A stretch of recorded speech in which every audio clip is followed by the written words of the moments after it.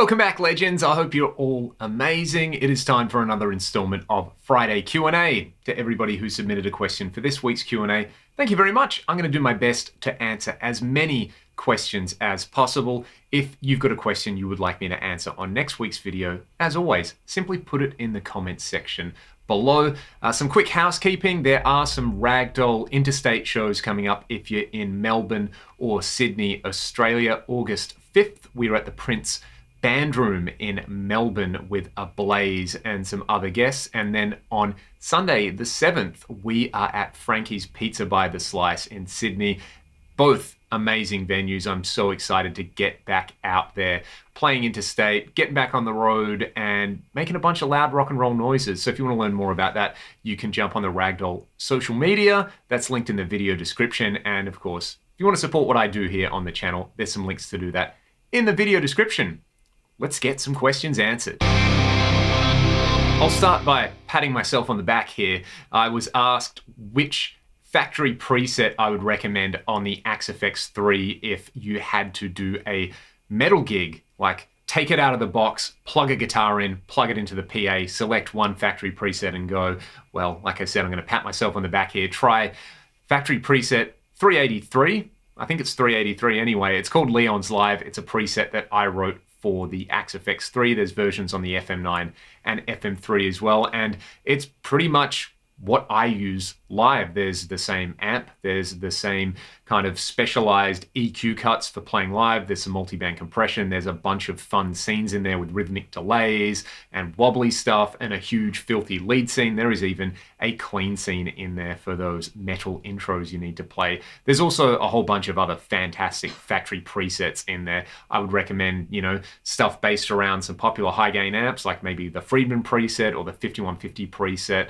Try them out. And kind of the beauty of it as well is you could use one of those, or for a metal gig, you could probably just drop in your favorite high gain amp, a 4x12 cabinet IR with an SM57 and some kind of boost in the front, and you're gonna sound pretty decent. On that topic of modeling, now that I've been using modeling so long live, how would I describe the experience versus using a tube head? Does it replace it? Is it an adjustment? Is there anything that I miss about using a tube head and a cab live?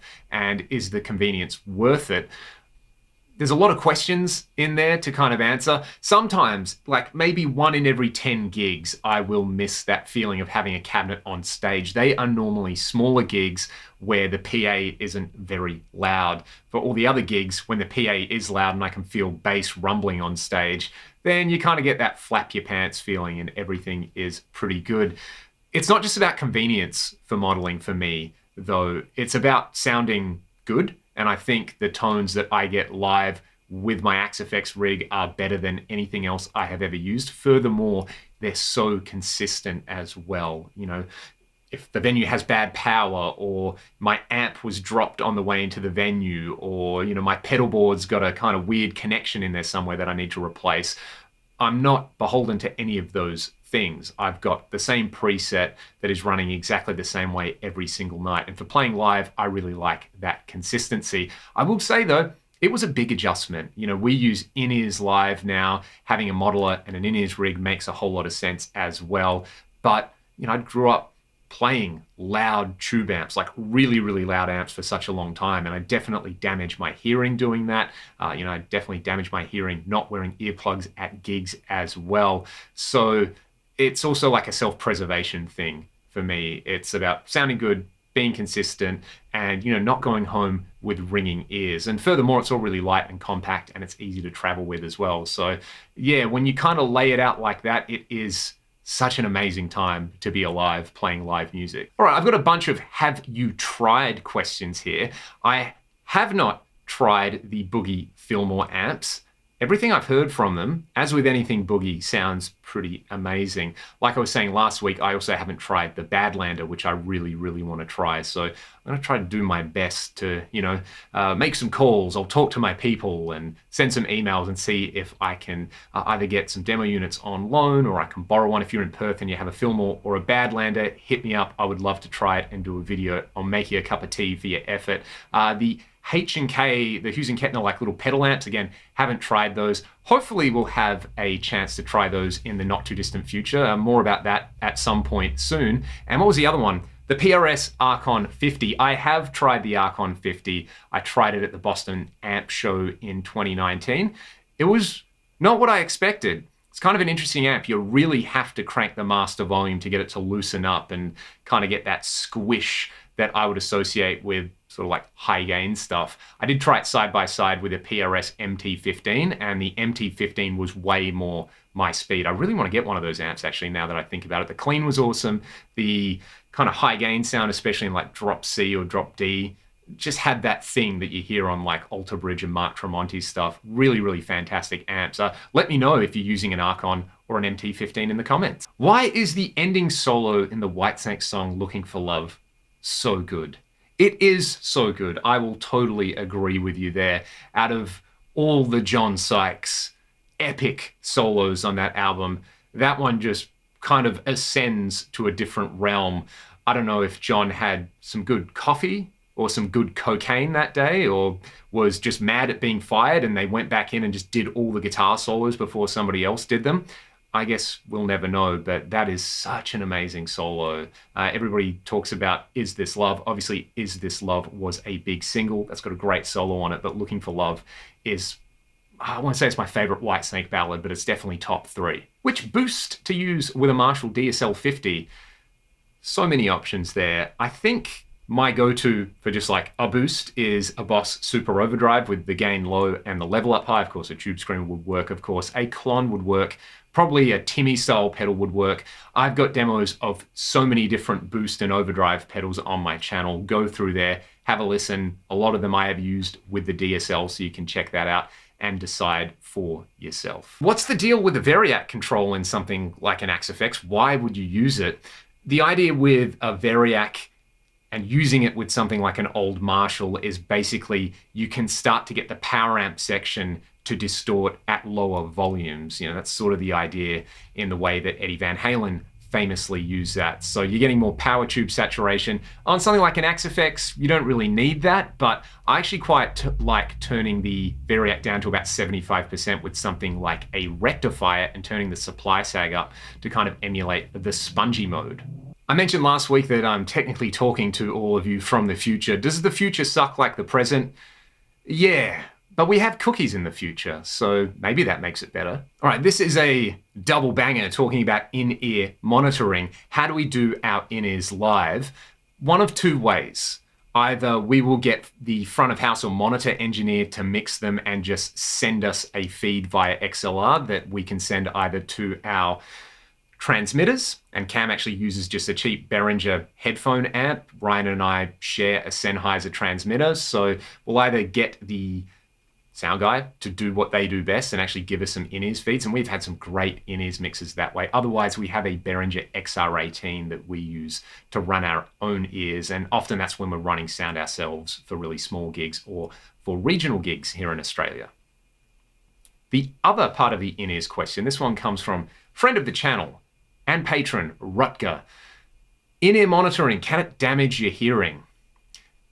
If headphones can damage your hearing, and I imagine there is probably lots of literature out there about that, Rutger, you can probably find some and tell everybody about it in the comments. I would actually really like to read that. Then I would say probably definitely, if that's the case, that like some kind of just, you know, off the wall cheap headphones can be bad for your hearing, then, you know, in-ears are probably going to do the same thing. You're susceptible probably to even more frequencies in there, you know, like wider frequency response. You can have bass drivers and stuff like that.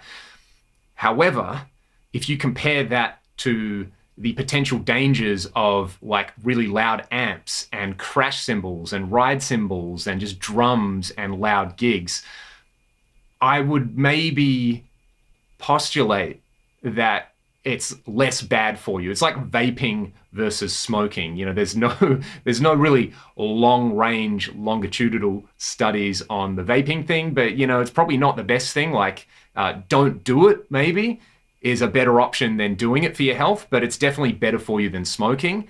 In-ear monitoring, you know, maybe there are some health risks associated with it, but I would almost say that it's almost definitely better than getting blasted by the slanted part of a 4x12 Marshall cab at short range for hours on end. But I'm also totally open to being wrong. Maybe they are really dangerous. Maybe some smart people out there should actually do that study. I would be very interested. I know for me, I actually only ever run my in-ears pack at like a third halfway up because we have a silent stage, so that really helps. And my ears don't ring after gigs anymore. So either they're totally damaged or it's not quite as bad as what I was doing before. These last two questions kind of flow into one another. The first one, do I have a go-to guitar that I just kind of grab and a go-to amp or preset that I use all the time?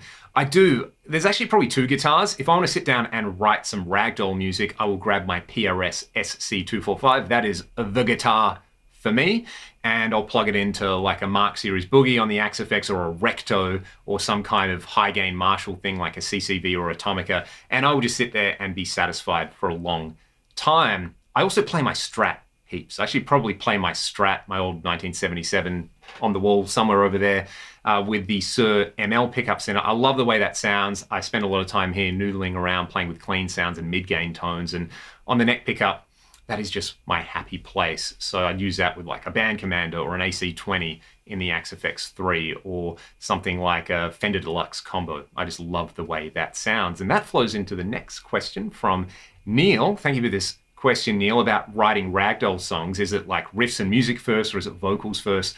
I've answered this question a few times. I never get sick of answering it though. Often it's a music first kind of thing. We'll be going for a particular vibe, a particular groove.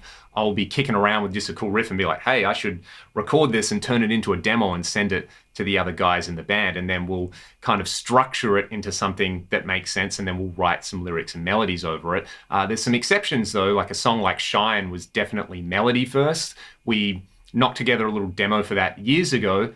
I forgot about it. And then when I was coming home from the States after tour one year, I ran out of music to listen to on my iPod and I was like, oh, I'll just listen to some old demos. And I'd forgotten about the melody. And I was sitting there on the plane and I was like, this is really good.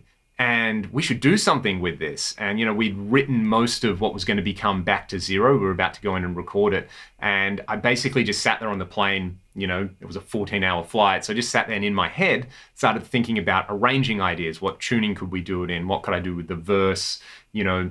And I just kind of arranged the song in my head. I got home, I sat behind the computer, I found the session which had the vocals on it, I imported them, and then I wrote an arrangement around it, and it ended up being the opening track on the album. So it kind of goes to show sometimes it is a lyrics and melody thing first. I often like to work like that because that way you know that the catchy parts of the song are definitely going to be catchy. Whereas, you know, you can play a great guitar riff, but if you don't have a good vocal hook over it, it doesn't really mean that much in a rock setting. Thanks so much for watching the video. If you have a question for next week, again, put it in the comments section below. There are links to support the channel in the video description. And again, if you're in Sydney or Melbourne at the start of August, we're going to be there with Ragdoll. There is some Ragdoll music linked in the video description if you haven't heard it before. Have a great weekend, and I'll see you next time.